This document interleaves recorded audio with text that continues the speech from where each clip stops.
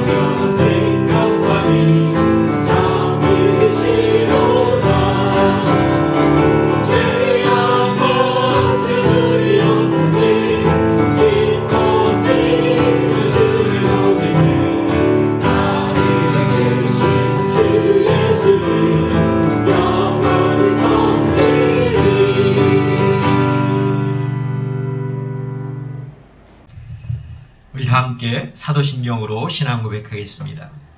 나는 전능하신 아버지 하나님 천지의 창조주를 믿습니다. 나는 그의 유일하신 아들 우리 주 예수 그리스도를 믿습니다.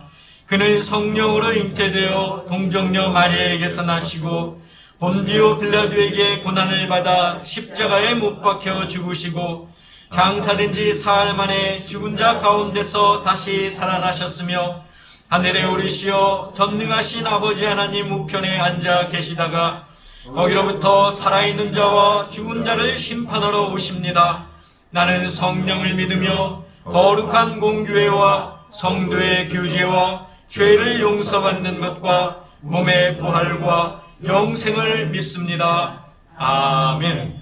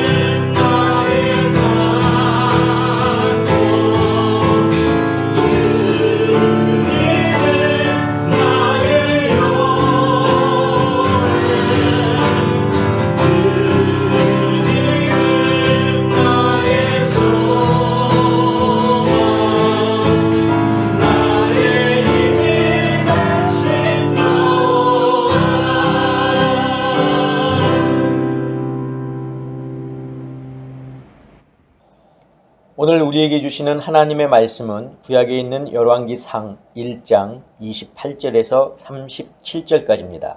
제가 봉독하겠습니다. 다윗 왕이 명령하여 이르되 밧세바를 내 앞으로 부르라 하매 그가 왕의 앞으로 들어가 그 앞에 서는지라. 왕이 이르되 내 생명을 모든 환난에서 구하신 여호와께서 살아계심을 두고 맹세하노라. 내가 이전에 이스라엘의 하나님 여호와를 가리켜 네게 맹세하여 이르기를 네 아들 솔로몬이 반드시 나를 이어 왕이 되고 나를 대신하여 내 왕위에 앉으리라 하였으니 내가 오늘 그대로 행하리라. 밧세바가 얼굴을 땅에 대고 절하며 내 주 다윗 왕은 만세수를 하옵소서 하니라. 다윗 왕이 이르되 제사장 사돗과 선지자 나단과 여호야다의 아들 브나야를 내 앞으로 부르라 하니 그들이 왕 앞에 이른지라. 왕이 그들에게 이르되 너희는 너희 주의 신하를 데리고 내 아들 솔로몬을 내 노새에 태우고 기혼으로 인도하여 내려가고 거기서 제사장 사독과 선지자 나단은 그에게 기름을 부어 이스라엘 왕으로 삼고 너희는 뿔나팔을 불며 솔로몬 왕은 만세수를 하옵소서 하고 그를 따라 올라오라. 그가 와서 내 왕위에 앉아 나를 대신하여 왕이 되리라. 내가 그를 세워 이스라엘과 유다의 통치자로 지명하였느니라. 여호야다의 아들 브나야가 왕께 대답하여 이르되 아멘. 내 주 왕의 하나님 여호와께서도 이렇게 말씀하시기를 원하오며 또 여호와께서 내 주 왕과 함께 계심같이 솔로몬과 함께 계셔서 그의 왕위를 내 주 다윗 왕의 왕위보다 더 크게 하시기를 원하나이다 하니라. 아멘. 기도하겠습니다. 사랑의 아버지 하나님 감사합니다. 오늘도 저희들 가운데 함께 하시며 또 저희들을 부르시사 하나님의 귀한 말씀을 듣게 하시니 감사합니다. 오늘도 주시는 말씀 저희들이 잘 듣게 하시고 또 잘 행하게 하여 주시옵소서. 예수 그리스도의 이름으로 기도하옵나이다. 아멘. 사랑하는 성도 여러분, 지난 한 주간도 주님을 기억하시고 또 주님과 함께 동행하시면서 사셨습니까? 우리가 하나님의 말씀을 기억하고 또 순종하며 사는 것이 우리의 신분이고 또 우리의 본분인 것을 여러분들 기억하셔서 항상 주님 안에 거할 수 있는 저와 여러분들이 되시기를 주님의 이름으로 간절히 부탁을 드립니다. 자, 우리는 지난주에 다윗의 이 넷째 아들 아도니아가 스스로 왕이 되기 위해서 제사장 아비아달과 군대 장관 요압을 자기 편으로 포섭한 후 솔로몬을 뺀 자기의 동생들을 왕의 잔치자리에 초대했다는 그 소식을 이 제사장 나단이 듣고 솔로몬을 이스라엘의 왕으로 세우기 위해서 계략을 세웠던 그 이야기에 대해서 들었습니다. 자, 아도니아의 입장에서 보면 이 나단의 이런 행동은 괘씸하기 짝이 없고 또 반역 행위인데 이러한 행동이 나단이 이러한 행동을 하게 된 것은 아도니아가 싫어서가 아니죠. 그렇다고 솔로몬을 좋아해서도 아닙니다. 나단이 자기의 목숨까지 내어놓으면서까지 솔로몬이 왕이 될 수 있도록 수고한 까닭은 그것이 하나님의 뜻이었기 때문입니다. 제사장 아비아달과 군대 장관 요압처럼 자기의 어떤 이익이나 욕심을 위해서가 아니라 솔로몬을 왕으로 세우는 것이 이스라엘의 진정한 왕 되신 하나님의 뜻이었기 때문에 나단 선지자는 그렇게 행동한 것입니다. 자, 그러면서 우리 성도들도 하나님의 뜻을 이루기 위해 기도하고 또 노력해야 한다고 제가 말씀을 드렸죠. 하나님은 당신의 뜻을 이루시기 위해서 당신 혼자서 일방적으로 당신의 뜻을 이루어가지 않으십니다. 이미 세워진 당신의 계획 속에 우리를 참여시키기를 원하시죠. 우리와 함께 당신의 뜻과 계획을 이루어가기를 하나님은 원하십니다. 그래서 우리는 하나님이 만들어 놓은 큰 캔버스에 붓을 들어서 나에게 주어진 그 물감으로 색을 칠해 나가되 우리가 실수할 것을 두려워하지 말라고 제가 말씀을 드렸습니다. 우리는 실수하지만 완전하신 하나님께서 우리의 실수를 더 아름답게 그려 나갈 것이기 때문입니다. 자, 오늘 본문으로 이제 돌아오면 이 밧세바와 나단 선지자를 통해서 아도니아가 스스로 왕이 되었다고 하는 소식을 들은 다윗은 밧세바를 부릅니다. 그리고 일전에 하나님을 두고 맹세한 솔로몬이 자신의 뒤를 이어 이스라엘의 왕이 되리라는 약속을 오늘 그대로 시행하리라고 이야기합니다. 자, 다윗은 다시 제사장 사독과 선지자 나단과 여호야다의 아들 브나야를 불러서 자기 신하들과 함께 솔로몬을 자기가 탔던 노새에 태워서 기혼으로 가라고 명령합니다. 다윗이 타던 노새에 솔로몬을 태운다는 것은 이제 그가 이스라엘의 왕이 되었음을 상징하는 겁니다. 자, 그리고 다음 주에 우리가 보겠지만 기혼으로 가라 한 것은 그곳에서 왕의 대관식을 하라는 것이죠. 자, 오늘 본문 34절을 보겠습니다. 거기서 제사장 사독과 선지자 나단은 그에게 기름을 부어 이스라엘 왕으로 삼고 너희는 뿔나팔을 불며 솔로몬 왕은 만세수를 하옵소서 하고. 자, 이것은 이제 다윗이 제사장 사독과 또 선지자 나단에게 이야기한 거죠. 그래서 이스라엘의 왕으로 기름을 부으라는 겁니다. 자, 기호는 그 장소가 어딘지 정확히 알 수는 없지만 성경학자들은 예루살렘 동편에 있는 기드론 골짜기에 있는 그 실로암으로 추정을 합니다. 자, 그 이유 중에 하나가 실로암은 지금 아도니아가 왕의 잔치를 베풀고 있는 에느로겔과 가까운 곳에 위치하고 있기 때문인데 우리 열왕기상 1장 40절 41절 같이 보겠습니다. 모든 백성이 그를 따라 올라와서 피리를 불며 크게 즐거워하므로 땅이 그들의 소리로 말미암아 갈라질 듯하니 아도니아와 그와 함께한 손님들이 먹기를 마칠 때에 다 들은지라. 요압이 뿔나팔 소리를 듣고 이르되 어찌하여 성읍 중에서 소리가 요란하냐. 자, 이처럼 솔로몬 왕의 대관식에서 피리를 불며 환호하는 백성들의 소리를 지금 누가 듣고 있습니까? 아도니아와 그와 함께한 자들이 들을 수 있었습니다. 자, 소리를 들을 수 있다는 것은 이 기혼이 에느로겔과 가까운 거리에 있다는 것을 의미하는 것이죠. 자, 다윗은 다시 한번 솔로몬이 자신의 뒤를 이을 이스라엘의 왕이라고 하는 것을 천명합니다. 자, 이처럼 이스라엘의 왕의 자리는 자기가 하고 싶다고 해서 아무나 앉을 수 있는 자리가 아닙니다. 이스라엘 왕이 되기 위해 다윗의 두 아들, 즉 압살롬은 반란을 일으키고 아도니아는 왕의 잔치를 베풀면서 유리한 자리를 독점했지만 결국에 가서는 모두가 실패하고 말았습니다. 왜냐하면 그 자리는 하나님께서 허락하신 자라야 앉을 수 있기 때문입니다. 하나님이 허락하지 않으시면 아무리 뛰어난 지혜자라 할지라도 아무리 뛰어난 계략과 계획으로 모든 일을 완벽하게 갖추었다 하더라도 마지막에 가서는 실패할 수밖에 없습니다. 왜? 하나님이 막으시니까. 자, 성경에 보면 인간의 욕심이 하나님의 뜻을 거스르는 사건들이 많이 있습니다. 처음에는 성공하는 듯 보이지요. 뜻을 이룬 듯 보이지만 결국 마지막에 가서는 다 실패한다는 겁니다. 이 사실을 다윗은 누구보다도 잘 알고 있었습니다. 여러분, 다윗이라고 왜 압살롬이 이스라엘의 왕이 되는 것이 싫겠습니까? 왜 자기의 아들 아도니아가 왕이 되는 것이 싫겠느냐 말이죠. 압살롬이나 아도니아나 모두가 다윗이 사랑하는 아들입니다. 다윗은 자기의 아들들에게 아마 각각 다 왕의 자리를 하나씩 주고 싶었을 것입니다. 맏아들 암논이 철없는 행동을 했어도 그 형을 죽이고 아버지에게 도전장을 내밀었어도 아버지 몰래 자기가 왕이 되기 위해 왕의 잔치를 베풀었어도 다윗에게 그들은 모두가 다 눈에 넣어도 아프지 않을 사랑스러운 자녀였기 때문에 그들에게도 왕의 자리를 주고 싶었던 것이 다윗의 마음입니다.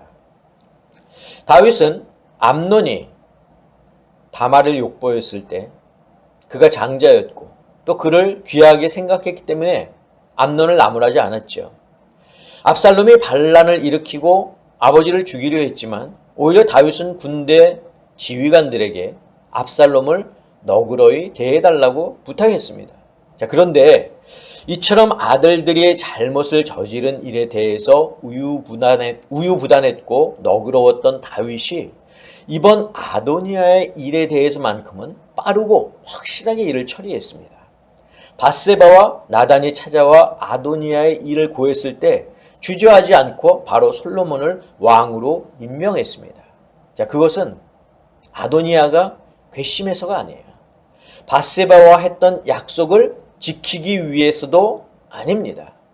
다윗이 솔로몬을 왕으로 임명함에 있어서 빠르게 결단할 수 있었던 이유는 그것이 하나님의 뜻이었기 때문입니다. 하나님께서 다윗에게 그렇게 말씀하셨기 때문이라는 겁니다. 다윗은 이제 죽을 날이 멀지 않았습니다. 그는 지금 혼자 거동할 수 없어서 수넴 여인 아비삭이 그를 시중들고 있습니다. 이 와중에 다윗은 자기가 걸어온 지난 날들을 회상했을 겁니다. 양치기 목동으로 있던 어느 날 사무엘이 찾아와 기름을 부었을 때부터 이제 하나님의 부르심을 기다리고 있는 인생의 끝자락에 와 있는 자신의 모습을 보면서 다윗은 마지막까지 하나님의 뜻을 이루려 하고 있다는 겁니다. 오늘 우리가 함께 읽은 본문 가운데 우리가 눈여겨보아야 할 구절이 있습니다. 우리 오늘 본문 28절에서 30절을 같이 보겠습니다. 다윗 왕이 명령하여 이르되 밧세바를 내 앞으로 부르라 하매 그가 왕의 앞으로 들어가 그 앞에 서는지라. 왕이 이르되 내 생명을 모든 환난에서 구하신 여호와께서 살아계심을 두고 맹세하노라.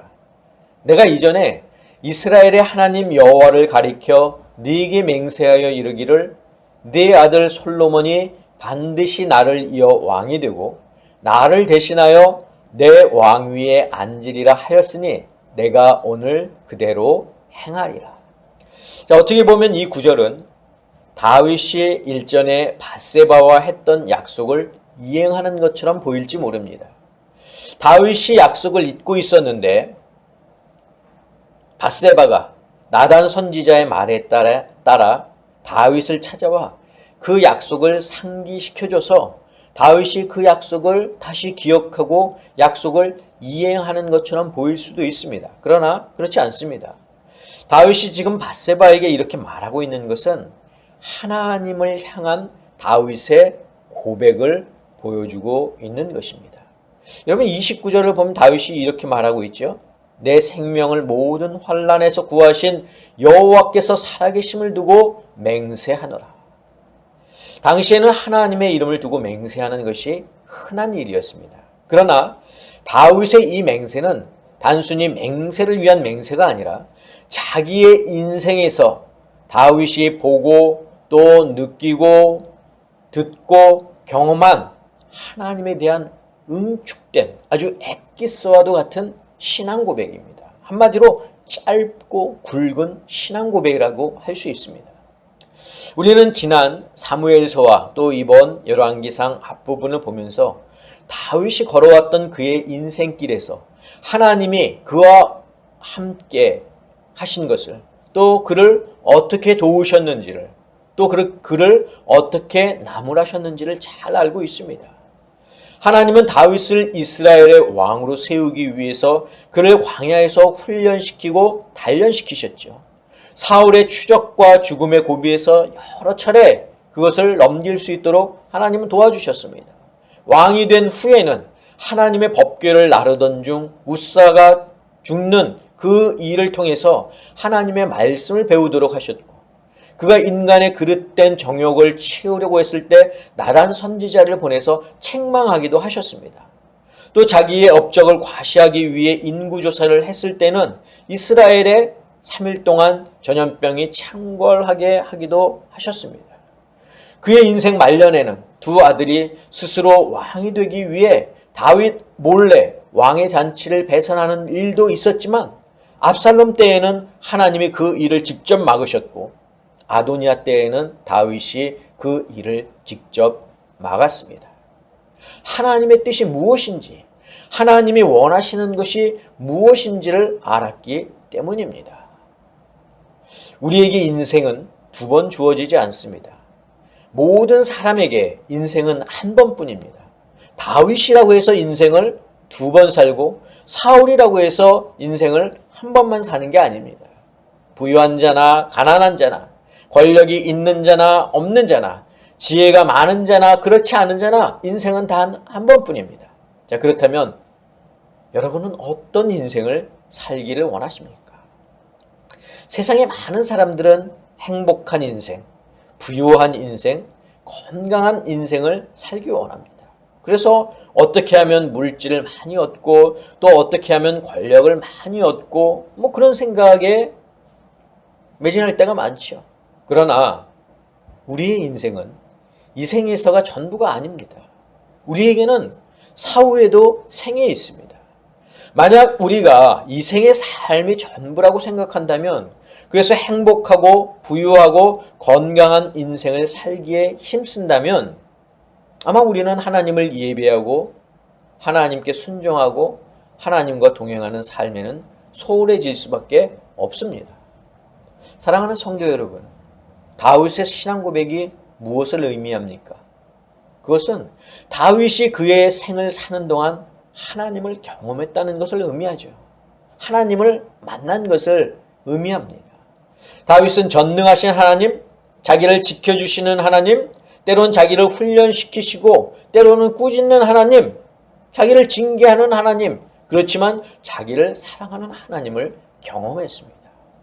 이런 경험이 다윗으로 하여금 29절에서 고백한 신앙 고백을 할 수 있도록 만든 것입니다. 저는 우리 아름다운 교회 성도 여러분들도 다윗이 만난 하나님을 만날 수 있기를 간절히 바랍니다. 다윗이 경험한 하나님을 경험할 수 있기를 바랍니다.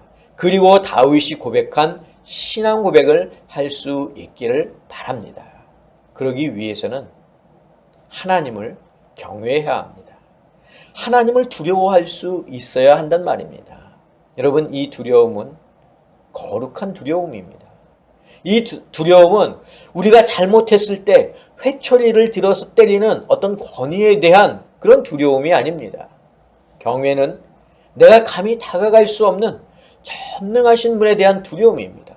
우리가 감히 눈을 들어 얼굴을 바라볼 수 없는 그 거룩함에 대한 두려움이라는 거죠.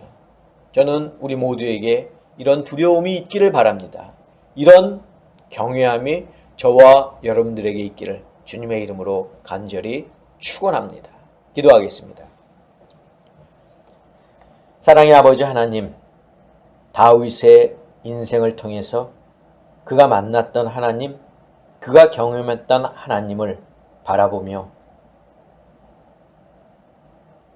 신앙 고백을 할 수 있었던 그 다윗의 모습을 보면서 그 신앙 고백이 우리의 신앙 고백이 될 수 있기를 원합니다. 우리의 삶 속에서 온전히 하나님을 경외함으로 하나님의 뜻에 순종할 수 있는 저희들 모두가 되게 하여 주시옵소서. 이제는 우리 주 예수 그리스도의 은혜와 하나님의 그 크신 사랑하심과 성령님의 역사하심이 오늘 말씀을 듣고 진정으로 하나님을 따르고 하나님께 순종하며 하나님을 향한 나의 신앙 고백이